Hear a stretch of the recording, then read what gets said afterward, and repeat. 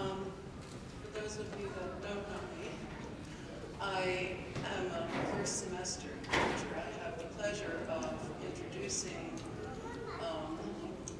new classes to Pacific College.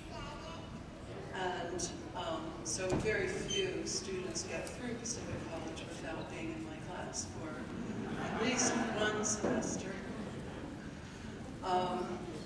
But I want to remind you that those of you that were in my class, class number 2, I use a quote from Lao Tzu. Lao Tzu is the grandfather of Taoism, and we often look to him for inspiration and irony, as you'll see. The quote that I use is, "The one who speaks the most knows the least. The one who speaks little knows the way." And then I go on and speak, and speak, and never stop speaking. For a year and a half, you listened to me, and there had to be times during that first year where you wondered, does she know what she's doing?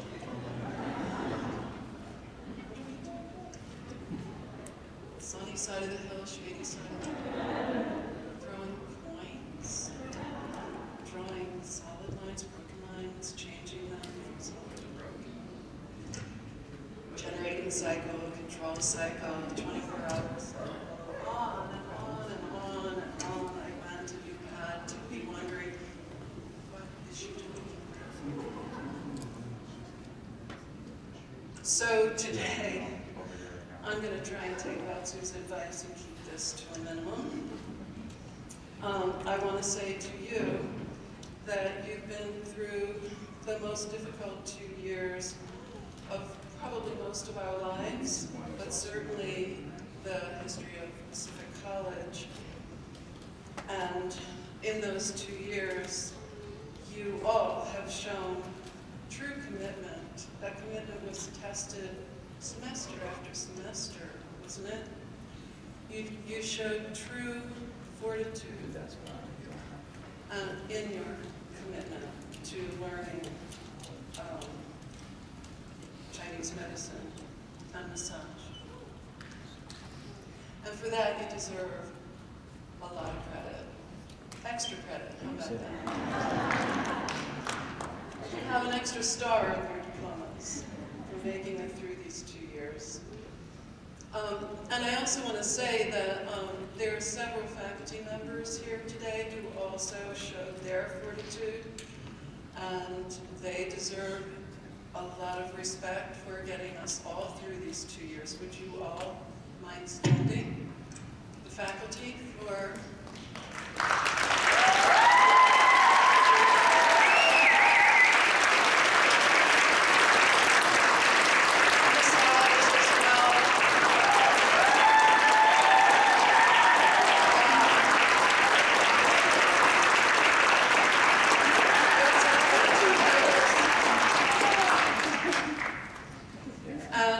So I want to share that gratitude and respect with my colleagues. So here we are today at your commencement. And today you're standing at the threshold. You're leaving the safety of the classroom and the clinic, the safety of having teachers and supervisors to guide you and answer your questions and to show you the way, to help you learn from your mistakes, to explain things again and again. But here we are. So you're standing at this threshold ready to step into a world, and the world is also at a threshold, isn't it? 2 years ago, almost to the day, April 10th, 2020, we were all in shock. We were all traumatized. None of us knew what was happening, what was going to happen next. And So here we are 2 years later, April 10th, 2022, and you're stepping into the world right at the threshold of coming out of this very, very difficult 2 years. 2 years of suffering, separation, isolation, and all of the grief and the sadness and the sorrow that came with it. And the one thing that we learned through these 2 years is one thing that we always knew, and that is that human beings need other human beings. We need other human beings. We don't just like other human beings. We need them. We need each other. Human hearts need to be near other human hearts. We relate to each other heart to heart. Teaching on Zoom and learning on Zoom. Okay, Zoom was a lifesaver. It allowed us to keep going, but oh my gosh, it was tough. And we all knew what was missing. We all knew that we had to get back into the classroom. We had to get back into the clinic. We had to see each other. We had to feel each other's presence in order to foster what it is we're trying to do. To keep the passion alive and burning in our hearts, we had to relate to each other heart to heart. And Zoom can't do that. On Zoom, we sort of see each other in little squares, but we can't feel each other's presence, and we certainly can't touch each other and feel the warmth of another human being and share the passion that we bring to the classroom and to the clinic. We need to be in each other's presence. We need to be able to put our hands on each other. The third pillar of diagnosis, after all, is palpation. Touching. Putting your hands on your patients, on your fellow human beings. And when we place our hands on another human being, especially our open palms, massage therapists, you know this as well as anyone, communication takes place on a whole different level. Call it nonverbal communication, that's fine. But we know that a whole different place of communication is available to us. It's a kind of a validation when our open palm is laid onto our friends, our families, our patients, our fellow human beings. Communication on the level of chi and blood, heart to heart, where words are not necessary, where words actually get in the way. That's what Lao Tzu was talking about. We know there's a channel called the heart protector that goes right to the palm of our hands. I can't resist. We have the heart channel. The heart channel comes from the heart down the posterior medial aspect to the side of our hand. We know that. But the heart channel is too close to the heart. It's too personal. It's the channel of the unapproachable, the monarch. And so right along that heart channel is the heart protector that goes from the chest to the palm of our hands. The palm of our hand is the most receptive part of our hand, where we can feel the chi and blood as it runs through the muscle, through the flesh, through the body tissues, through the channels of our patients' lives, the river of life. And that's really where we do our work, at the level of chi and blood. Where is it moving? Where is it not moving? Where is it warm and nurturing? Where is it neglected? Forgotten? And there we are, in the world of yin and yang, emptiness and fullness, excess and deficiency, hot and cold, all done by putting our hands present to the movement of qi and blood that is being present to the life. And then we have our fourth pillar of diagnosis, which is inquiry. And out of that level of communication of qi and blood, heart to heart, comes a profound level, a more profound level of inquiry. You could say with our hands, we are performing inquiry and response. Massage therapists, would you not agree? When you put your hands, when you're working with your hands, you're working and listening. There is communication on the level of qi and blood, not words. And we know that these channels that I'm talking about go from our chest, our heart, to our hands, but then those channels turn right back around and come up our arm to where? To our ears, where we listen, where we hear their response. And that response resonates into our sea of qi and blood. And they become our teachers, our guides. We learn from them. So, I'm still. You know I can go on and on. But I just want to say that my hope for you, as you walk into this new world, that you will have many, many patients who come to you, and that you will let them become your new teachers, your new guides. Listen to them, hear them. Hear them as if they are the sages. They are the wise ones who have come into your life to show you the way.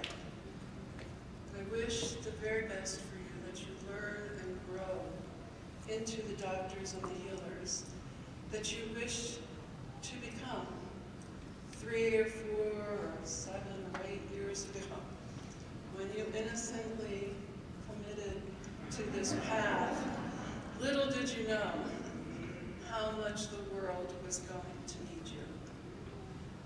So thank you for this last opportunity to speak to you as students.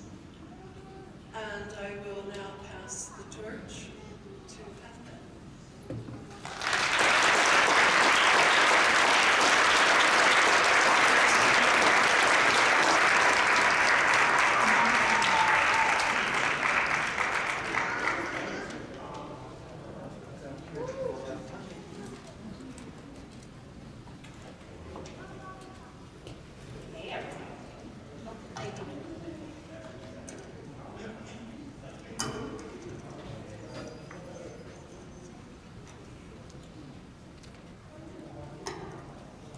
Good morning, beloved teachers, distinguished guests, fellow classmates, graduates, and friends, Romans, countrymen.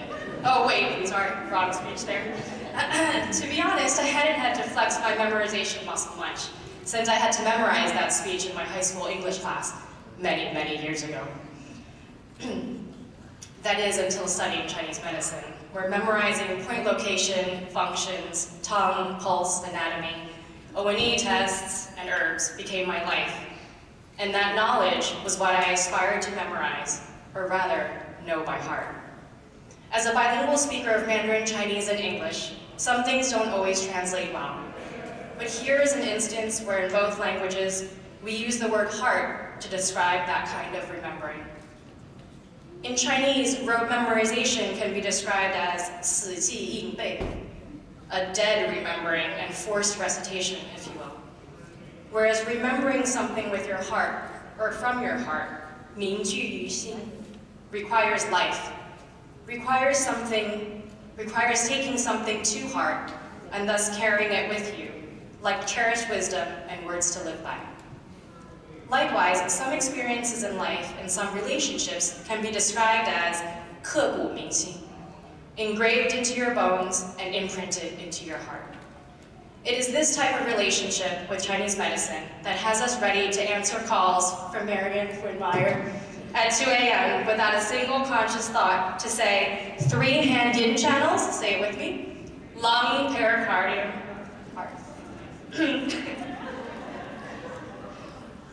I swear we didn't put this.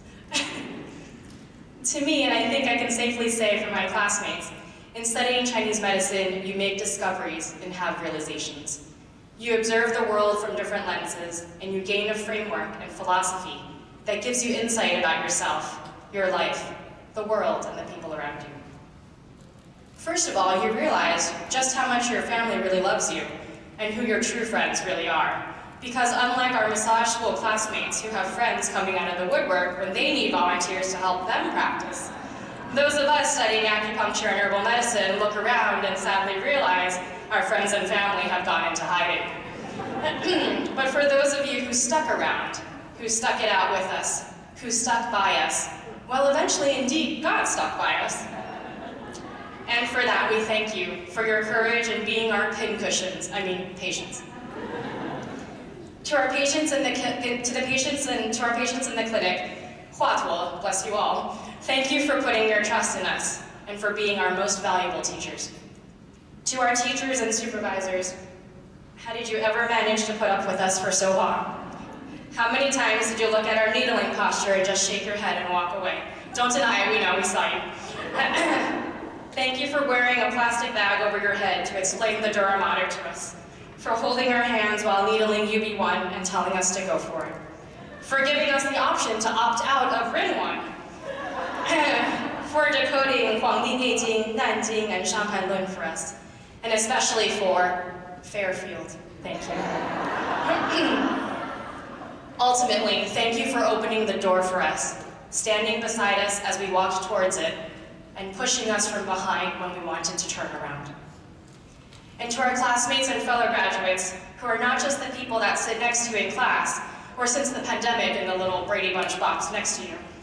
These people are the people who let you stick stickers on them that you end up finding months later in the oddest of places.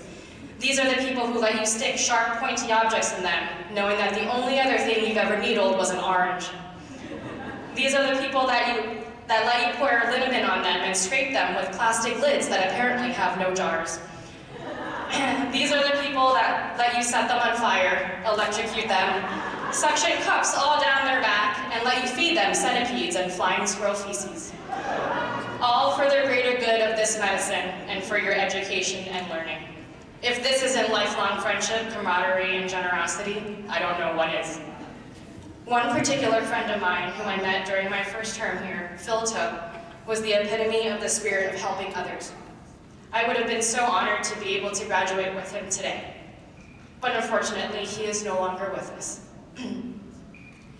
While I would not be here today without my friends, classmates, families, supervisors, and teachers, friends in particular, Phil in particular, was one of the first people I met here, and I distinctly remember thinking after my first interaction with him, wow, people so generous and who have such big hearts really do exist in this world. What kind of place is this? I can't wait. Thank you, Phil. You are forever engraved in my bones and imprinted in my heart, and I will carry you wherever I may go. Now, this is my third master's degree. I say that not to gloat or boast, but to say if you think that's impressive, you should see my classmates. We have surgeons, college professors, massage therapists, Reiki masters, attorneys, chefs, architects, artists, you name it, we got at least one. Perhaps some of the most impressive are those who became parents during their time here, who studied for comps in contorted postures because pregnant bellies, desks, and textbooks are a really tough fit. But no matter if a career in Chinese medicine is your first or your fifth, it finds you when the time is right. And I'm so grateful it found all of us at the same time. Graduation is often seen as an end, but as we know, yin and yang are inseparable, mutually consuming, opposing, and indivisible. That an end is also a beginning. I am so honored to have the unique opportunity to represent 3 graduating classes today, the class of 2020, 2021, and 2022. And on behalf of all 3 classes, to thank the often thankless administration, clinic, and maintenance staff, thank you for your patience and support during our time here, and for giving us a warm home and loving family. PCHS, or when I first started, PCAN, has been an extraordinary experience that has exhausted our Jing, Qi, and Shen. that we gave our blood, sweat, and tears to. And as we are about to embark on this new beginning, remember that we are kind of doctors now, so be sure to prescribe yourself a vacation. And then when you get back, text me so we can study for boards. Before some final parting words, a special thank you to our families for your support in our choices and for giving us a life worth living. In closing, to paraphrase from the Swinson-Mills medical ethics oath that we took when we became senior interns, we pledge to have a peaceful presence and an open heart, full of great compassion and empathy. And with that, we shall fulfill our responsibilities and our destiny as physicians until we are no longer capable of fulfilling our obligations or until the end of our lifetime. Thank you and congratulations to all.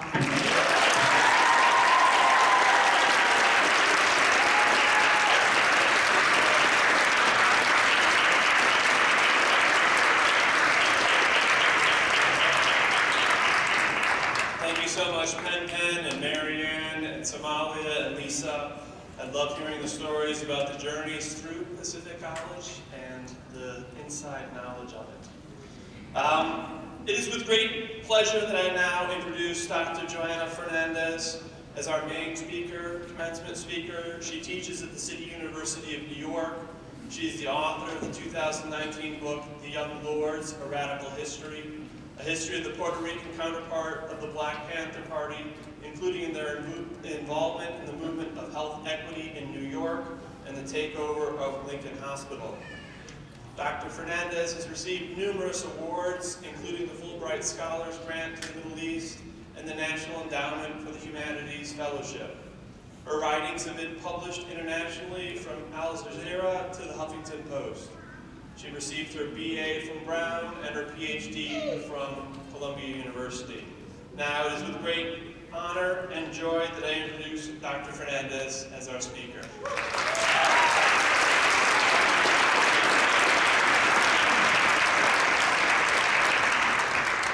Thank you so much for the invitation, faculty and members of the administration. I don't know if I should get off script, but it's very touching to hear all of you engage in community and camaraderie in this moment of epic challenge for our country, especially around issues of health. And our country depends on you. The very humanity of this country and its commitment to democracy rests on our ability to heal and to offer medical care that's integrative to all people in this country. We gather here today to celebrate the completion of your studies in the field of integrative health. And we do so on the heels of the COVID outbreak, the biggest national health crisis in 100 years. The epidemic allowed us to see the fragility of life up close and bear witness to the macabre consequences of healthcare inequality in America. And we went through it here in New York, ground zero. As you prepare to become healers in a system that daily produces more and more trauma and illness, I want to share with you a largely unknown story. The dramatic, smart, even humorous grassroots campaigns during the 1960s of an unlikely cast of characters, the Young Lords, the Puerto Rican counterpart of the Black Panther Party, who believed that the pursuit of dignified health care in society connects patients, caregivers, and all of us to our deepest humanity. And that the struggle for justice and human liberation is most poignant and necessary at the moment when we are most vulnerable and human, when we are sick or dying unnecessarily.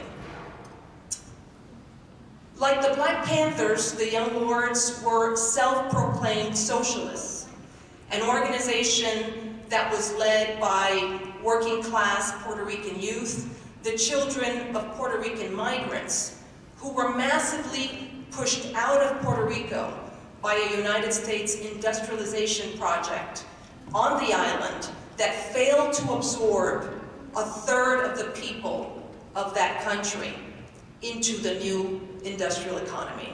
So during this period of the post-war world, after World War II, a third of the people of the island of Puerto Rico were pushed out of their island and into the United States because of US foreign policy. In New York, however, the organization was made up of Black Americans. Approximately 30% of its membership was Black American, and another 8 to 10% of the organization was made up of non-Puerto Rican Latinos. So this was a very diverse organization that also made common cause with Asians who were fighting for better health care in Chinatown, and worked with the predominantly white members of the New Left. So what did they do, finally? In the pre-dawn hours of July 14th, 1970, the Young Lords packed approximately 100 of their members into a rented U-Haul, and they disembarked at Lincoln Hospital in the Bronx. They then proceeded to barricade the entrances of one of the hospital's buildings. They occupied the hospital with the support of hospital workers with whom they had earlier set up a complaint table in the emergency room. And they also occupied with the blessing of the Pediatric Collective, which was a radical flank of new medical residents and interns, predominantly white. In the occupied hospital, the Young Lords held a press conference and presented a series of public health demands to the city, and they essentially took control of the narrative. With this dramatic action, the occupation of a hospital, the Young Lords sought to expose medical discrimination and inequality in the delivery of health care among Puerto Ricans and Black American residents in the South Bronx, one of the country's most impoverished and decaying districts with the highest heroin addiction percentages in the country. So essentially, they wanted to bring to the public sphere a dialogue about health and healthcare for all in this country. Since the rise of COVID, we've heard a lot about pre-existing medical conditions. In their time, the Young Lords more accurately defined pre-existing medical conditions as, quote, diseases of poverty. They linked high mortality among the poor to the life and death hazards of care in the city's dilapidated public hospitals, and to the pervasive diseases caused by structural displacement, the hardship and stress of working conditions in poor paid jobs. They linked high mortality to bad nutrition, which produces diabetes and hypertension. And they identified tuberculosis, lead poisoning, asthma, drug addiction, and domestic violence as the most common diseases of poverty. Years later, social psychiatrist Mindy Thompson-Fullilove drew similar conclusions in her 2004 book, Group Shock. Fullilove explains that social displacement is perhaps the most traumatic experience that humans can undergo, and that its invisible consequences range from physical and mental problems to difficulty maintaining the social fabric of a community. And I'd like to remind us that we live in a city of migrants who've been displaced from their homes and settled in the city and in a country that's often inhospitable. So because we have such a high number of migrants, these migrants are experiencing root shock. And Fully Love explains that root shock undermines trust, increases anxiety, destabilizes relationships, destroys social, emotional, and financial resources, and increases the risk of every kind of stress-related disease, from depression to heart attack. So, what did the Young Lords Project at Lincoln Hospital seek? They sought to put forth a vision of humane and holistic healthcare, which was outlined in their 10-point health program. And I'll just say that the Young Lords were very young, between the ages of 13 and maybe 24. And they drafted this 10-point health program, which included free health care for all, a focus on disease prevention, the decentralization of medical care through the creation of neighborhood clinics, and the appointment of health officers on every block, door-to-door medical visits that prioritized wellness, prenatal care, children's health, treatment of substance abuse, and elder care. And they emphasized public education around issues of health, public health education, detailing the health hazards of social inequality, including, quote, poor sanitation, rats, poor housing, malnutrition, police brutality, and pollution. That summer that they took over the hospital, they drafted the first known patient Bill of Rights. And they did that alongside hospital workers and doctors at the hospital. So I want to repeat this. When we think about the 60s movements, the civil rights and black power movements, the anti-war movements of that period, we don't think about issues of health. But if we look closely, civil rights and black power movements and the New Left were working around issues of health. And the Young Lords, very young activists, worked with doctors, wellness professionals, and hospital workers, and they drafted the first known patient Bill of Rights, something that is taken for granted around in the country and around the world. Finally, because we don't have much time, what else did they do? In November 1970, they occupied the hospital again and created what would become one of the principal acupuncture drug treatment centers in the Western world. So acupuncture in this city was employed on a mass scale at Lincoln Hospital by these radicals who for the first time in this city began to use acupuncture for drug treatment in the Bronx, which had the highest heroin addiction in the world. And today, they did a lot more, and my book focuses on the question, why did young people who don't have a direct connection to mortality necessarily because of their youth, why did they focus on issues of health in their activism and work? And this is the case for both the Young Lords and the Black Panthers, a history that we know very little about. Today, we stand within an American medical system that is fragmented and balkanized, that doesn't acknowledge the connections between mind, body, and spirit, and that thinks that it's the best thing on the block, despite the fact that for thousands and thousands of years, people around the world, from Africa to Asia, have been healing people in all kinds of different ways.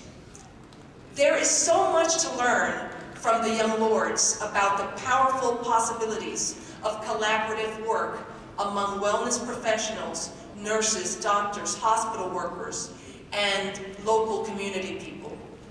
During that age of great dreams of the 1960s, these collaborations broadened our definition of democracy and equality and expanded our society's notion of the common good.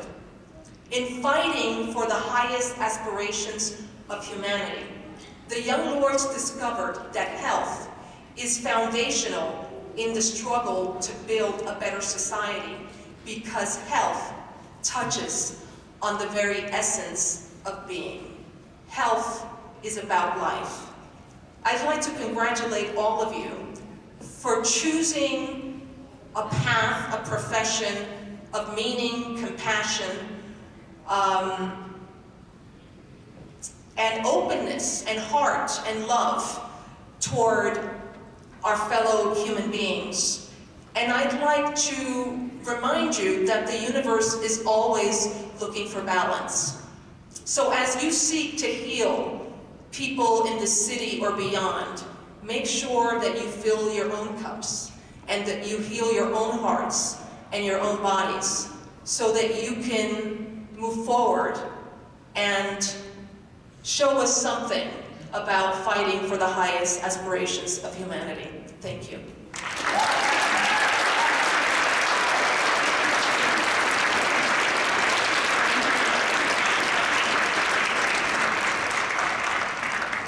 Dr. Fernandez, thank you very much for your remarks about health being so foundational. I think we all believe that so inherently in the work that we do. And thank you for connecting us back to the Lincoln Hospital.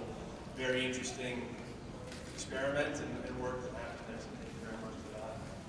Kira Nagel is going to come up now for the presentation of the Associate Academic Awards.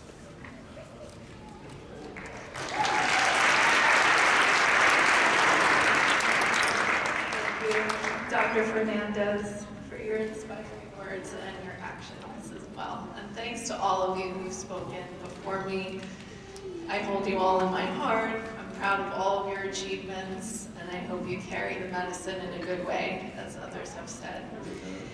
I'd like to present the Associate Degree Level Academic Achievement Awards to the following folks. I'm going to call them up one at a time, so we'll be able to applaud after each one. So the first one is Abby Hurlbert.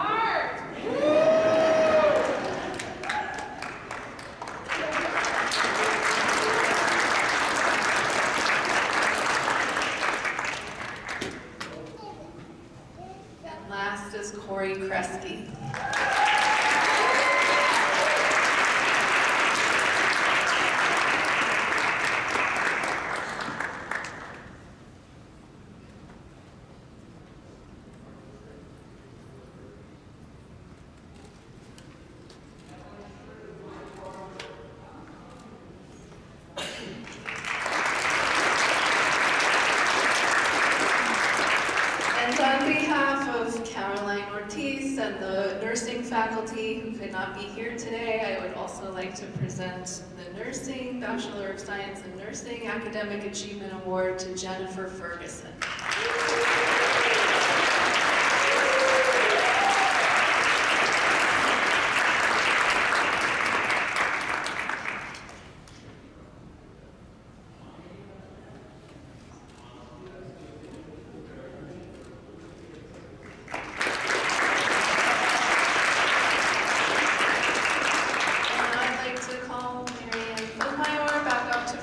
Masters Awards.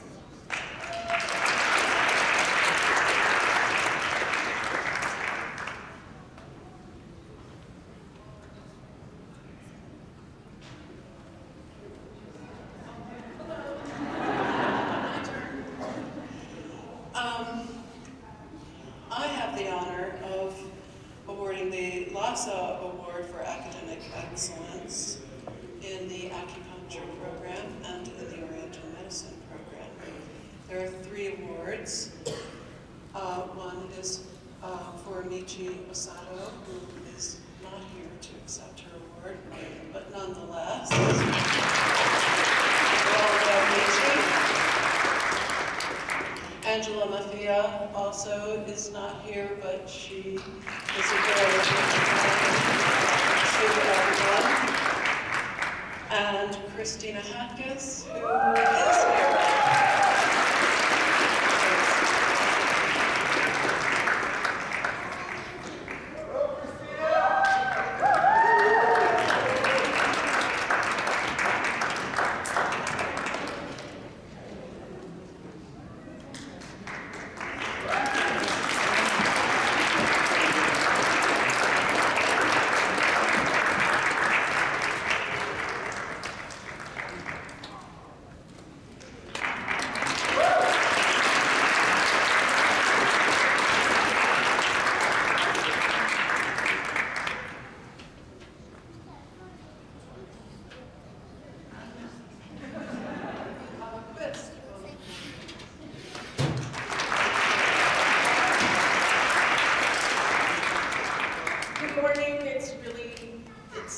super amazing to actually see everybody in person. I'm not supposed to speak, so I'm not really going to, but I'm going to present the academic awards for the MSDOM program on behalf of Campbell Meridian Herbs. One of our faculty members, Dr. Tom Leung, is a current owner of Campbell Meridian Herbs, and he said to me the other day, say some nice words on my behalf, or our behalf, we're so grateful. And I just wanted to acknowledge, I went right back to the beginning of the shutdown when many of our tools of healing and communication were taken away from us, yet Campbell was continuing, and we were trying to turn over herbal formulas for patients at this rapid fire pace, and local practitioners and students, maybe some in this room, showed up at Campbell to help that continue to happen. And thought of Dr. Leung and his family, a multi-generational herbal practitioner family that emigrated to these shores under, I'm sure, less than ideal conditions, and continued their practice, and were part of the trajectory of sharing this medicine, and started an herbal dispensary that's still kind of rocking the community for more than 40 years, and likely under less than ideal conditions, and we're part of the current legislature that governs our practice of herbal medicine under less than ideal conditions. And so I just wanted to, on behalf of Campbell and Dr. Leung and his family, acknowledge your commitment to the continuing study of this medicine under less than ideal conditions. And with that, I want to award the MSDOM Academic Achievement Awards to 3 recipients: Pen Chen.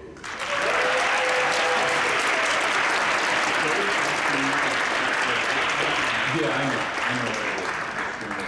I got you.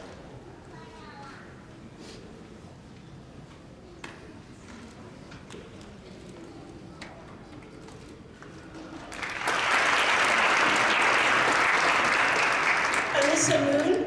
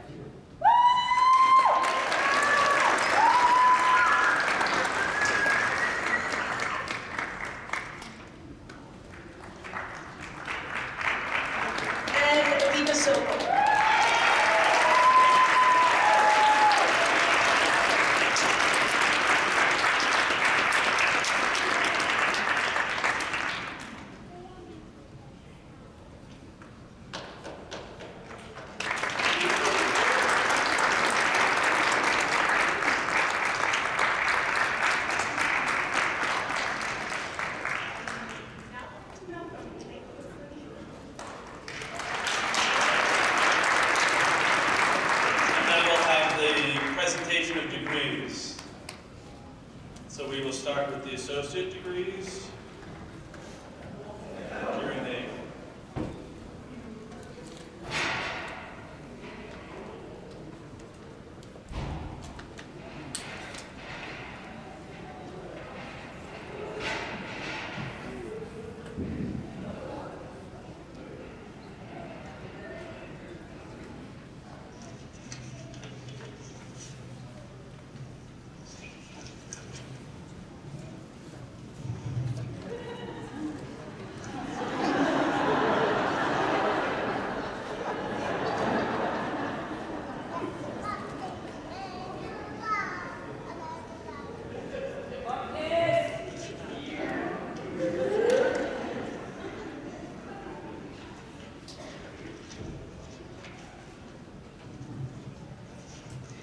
Lillian Alston.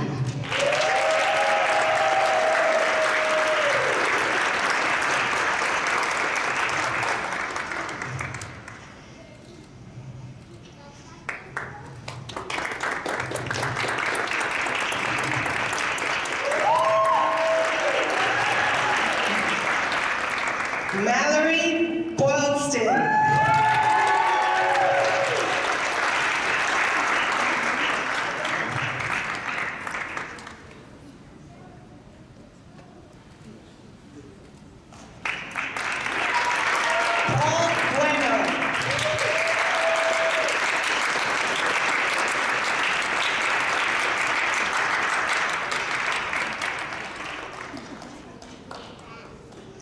Theodora Theotodimitrakis.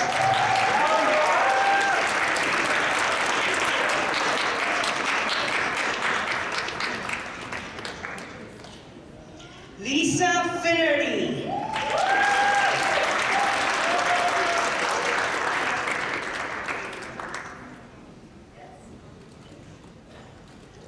Marcus Guest.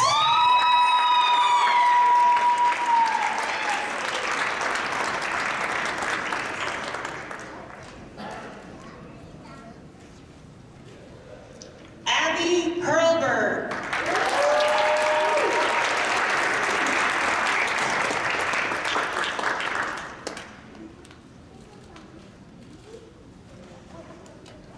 Justin James.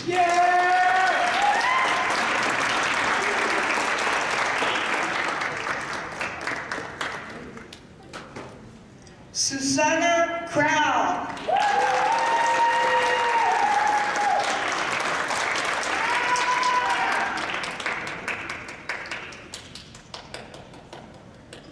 Corey Gresky.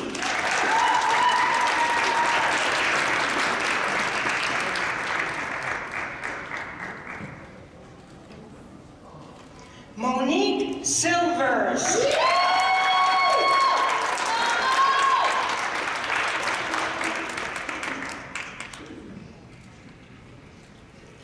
Konga Wandu.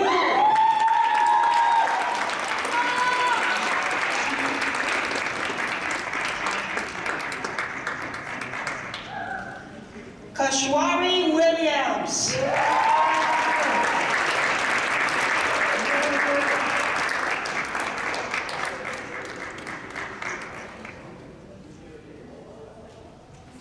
And now for the Bachelor of Science in Nursing, Holistic Nursing, BSN. Patricia Baez Caruso.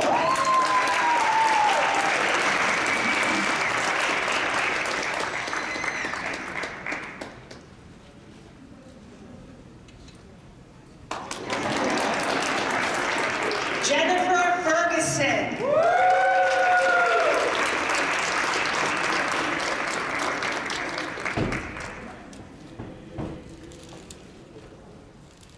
Christina Smiley.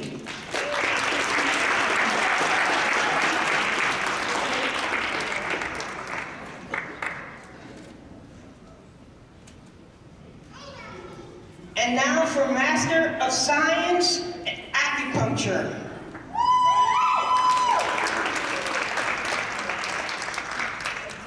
Anicelis Arias.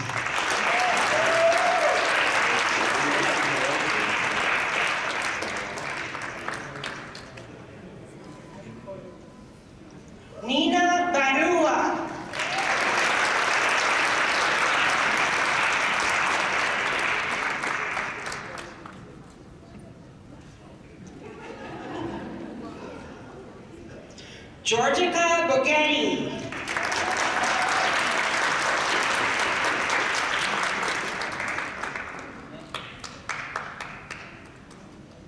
Dean Choksi.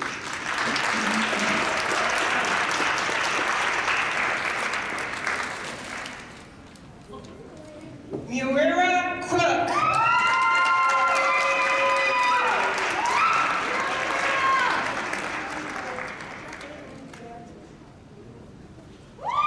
Cheryl Cook.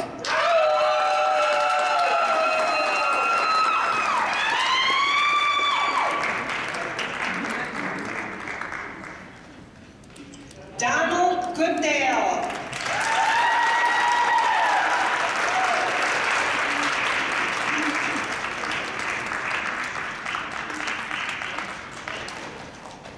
Christina Hadkis.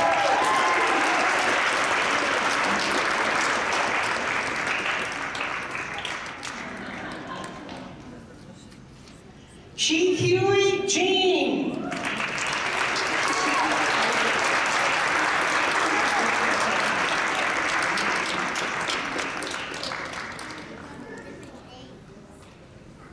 Annie Carr.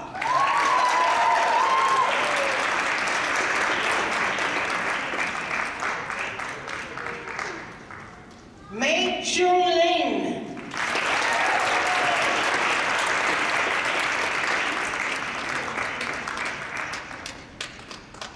Alana Machado.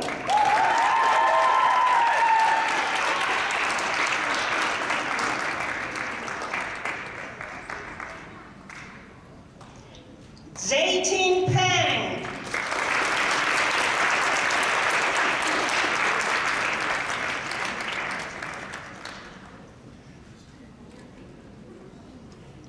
And graduating from both MSAC and the doctoral program, Sang Ming Park.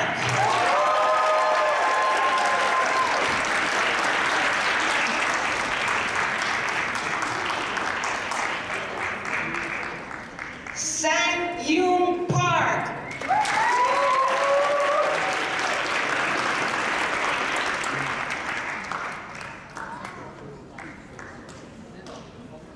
Ying Shun Sin.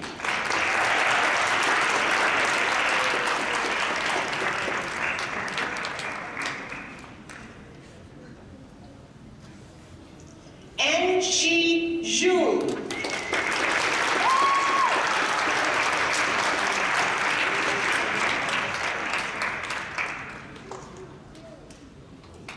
Karo Yanagawa.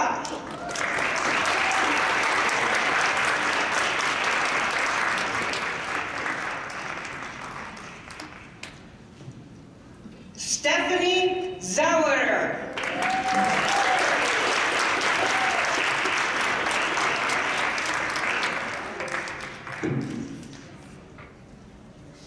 And now for the Master of Science, Traditional Oriental Medicine, Danielle Alasuvanto.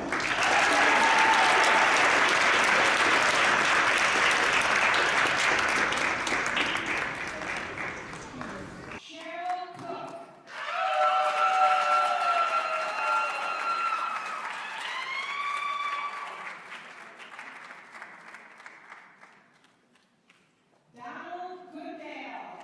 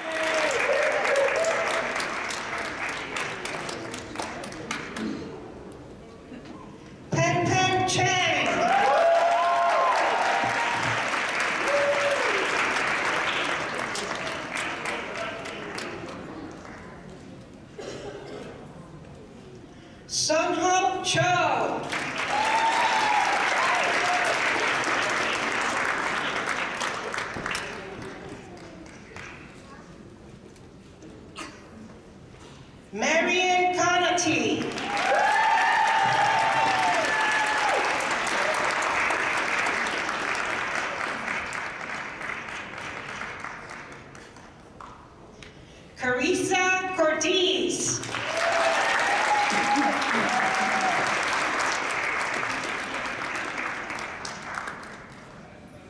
Angela Sandiachetis.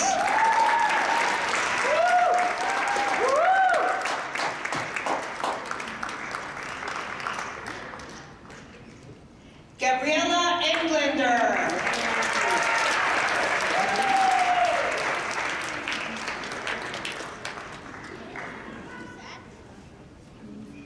Jen Ching Chow.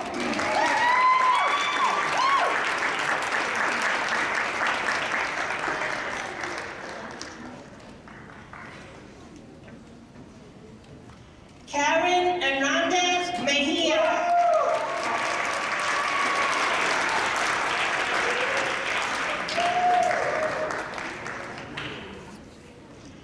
Ji Young Hung. She's also graduating from the Doctor and MSTOM.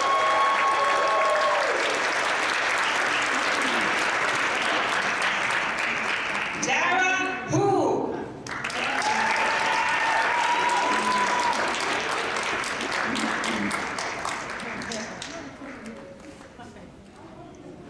Mei Zhang Hung.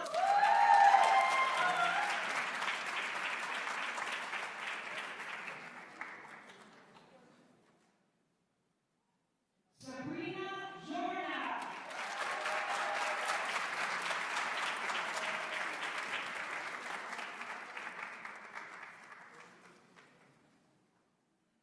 Lydia Kim.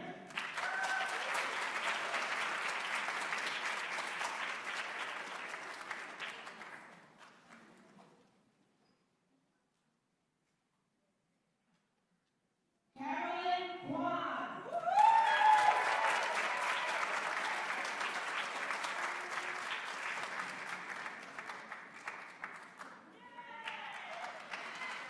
Minnie Yu.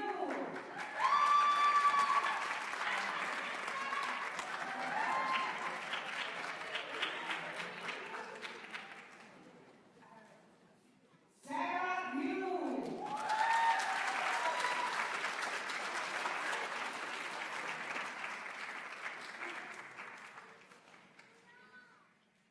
Megan Lynch.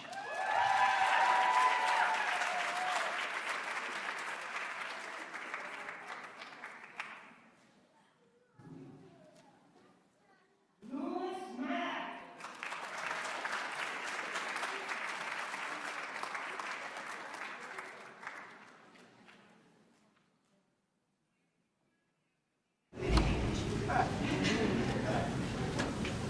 I swear to fulfill to the best of my ability and judgment this oath.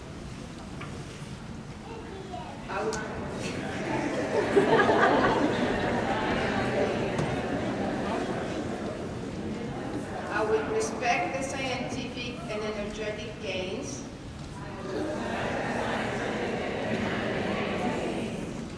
of those practitioners in whose steps I walk. And gladly share my knowledge with those who are to follow.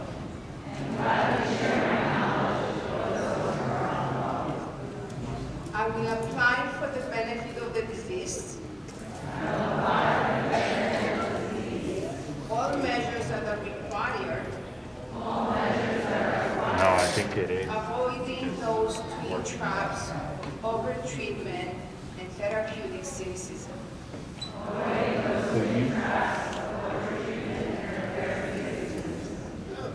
I will remember that there is art to medicine, as well as science, and that warmth, sympathy, and understanding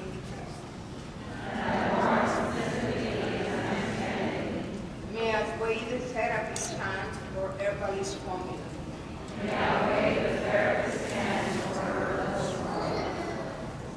I will not be ashamed to say I know not. Nor will I fail to call on my colleagues when the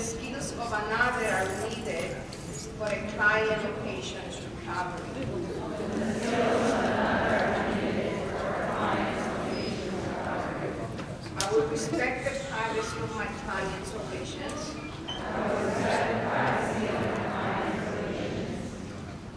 For their problems are not disclosed to me that the world may know.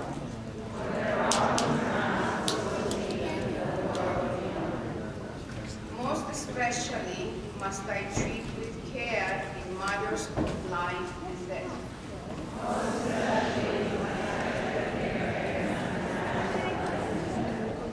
This awesome responsibility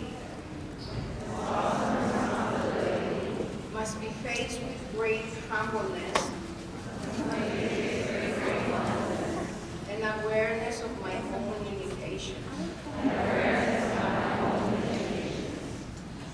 I will remember that I do not treat a chart for an illness,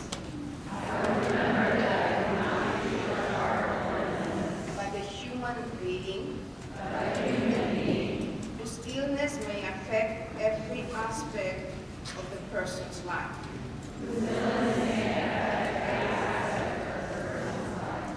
My responsibility includes these considerations. If I'm to care adequately for those who I will serve in this profession.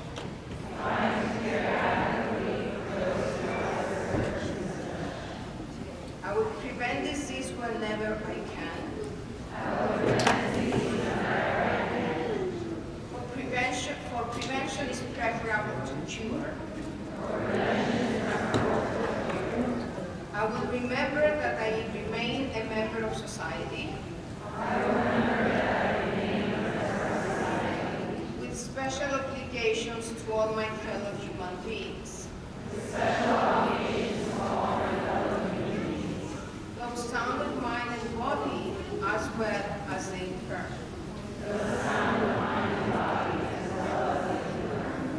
Lastly, I will take care to practice the same or greater compassionate care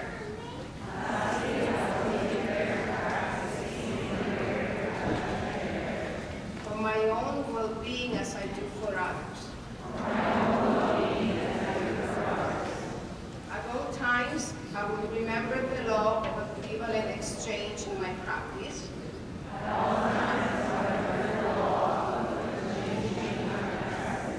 So that I may really make choices that nurture the health of my own body, mind, spirit, and finances.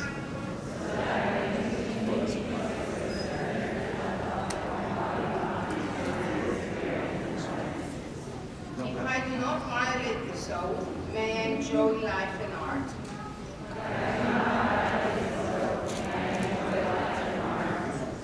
Respected while I live and remembered with affection thereafter.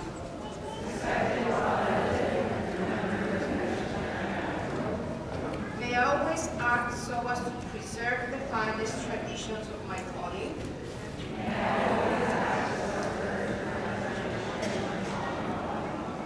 And may I long experience the joy of healing those who seek my help.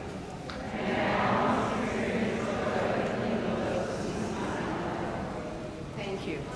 Malcolm, back to you. Thank you very much. Graduates, you may take a seat. We will now play a short video that has been prepared for you. If everybody up here wants to take a seat down in the auditorium, we'll play the video and then come back for final remarks. Thanks.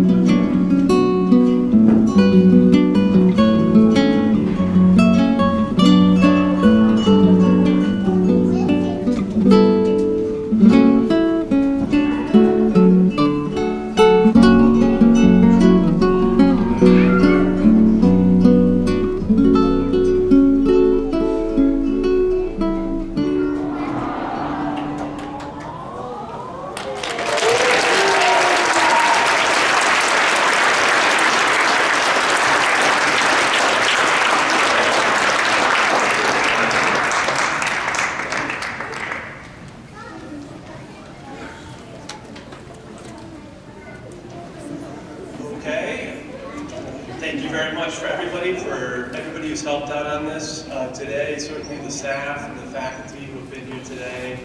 And now we will recess. There is food and beverage on the 3rd floor. You can take the elevator up if you wish. That is the fastest way to get up there. The elevator is just out and to the left. And so now we will recess. If the family and friends can wait just a few minutes until we recess out and then the students follow us. And then after that, if you could come out, and then we'll meet everybody on the 3rd floor. Thank you very much.